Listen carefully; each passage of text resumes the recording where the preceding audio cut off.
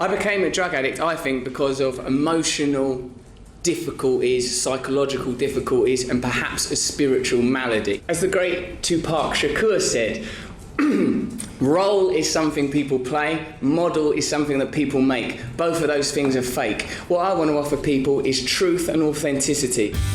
Russell Brand, a little Tupac in front of Parliament right there. Always interesting. Well, now Russell is sharing the details of his long list of addictions, from heroin, sex, food, and more, to how he got clean. The new book is called Recovery: Freedom from Our Addictions. Welcome, Russell. Hi, Russell.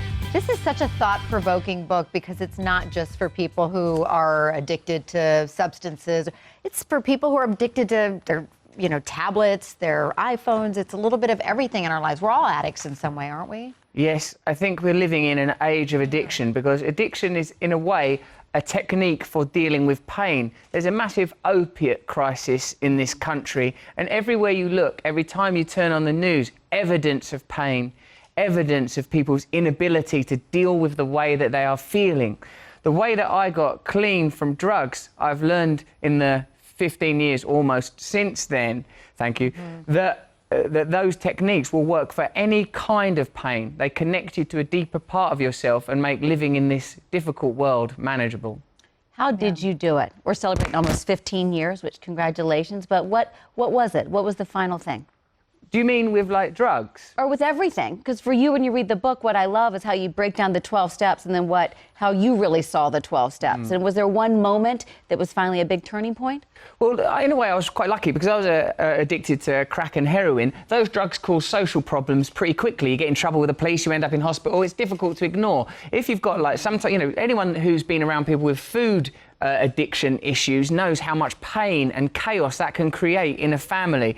But I suppose you get fast-tracked when you've got a drug problem. I was getting in a lot of trouble with the police. I was having a lot of difficulties all the time. But what I've noticed since getting clean from drugs is that the condition itself, the feeling, will migrate and morph onto anything. You can get obsessed with relationships, you can get obsessed with money, you can get obsessed with staring at your screen, watching too much TV, anything that takes you out of yourself. For me personally, it was when the pain became unmanageable. But what I think is curious is that we'll attach it to anything. Look at how many people you know in your own life that are affected by addiction. It's everywhere. Everybody. I think so. And the book deals with, as Kit alluded to, the 12-step program that you adhered to and still do. What was I think step 4 you wrote about was perhaps the hardest for you. That's where you have to kind of come face to face with your demons, right? And what led you down that path? The 12 Steps is a master plan. It's a brilliant code that was invented in your country about 100 years ago to help people with drug and alcohol problems. The first step is you admit you have a problem. The second step is you come to believe that your problem could improve. Like, it's obvious when you've got a problem, if you're in a bad marriage, or you're watching too much TV, or you're overweight, or you just don't feel happy and connected. Once you admit that, there's the possibility of a change. Then you have to believe that change is possible.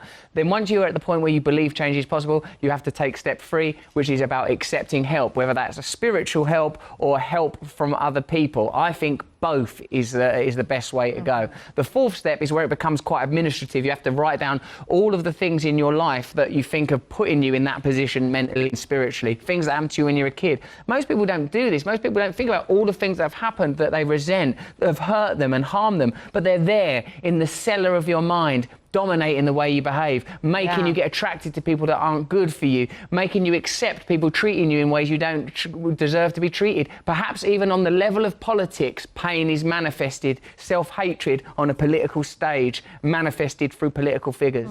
Can you believe your journey that you now have become with the book and sort of self-help and everybody that you're helping? Could you ever predicted this years ago, back in the heyday of everything? Oh no, because I was a maniac. And still now I am a maniac. That's what I believe in this. In a way, this is a self-help book, a personal development book, but it's a personal development book written by a maniac. I'm not like them people like Eckhart Tolle, those people that are like pure consciousness, they're emanating great light. I'm capable of doing something crazy at a moment's notice. I'm still very, very easily triggered. I have to watch myself because I want to live a good life, not out of some moral, ethical reason, although there is that. It's just that I know it doesn't work staring at porn, staring at social media.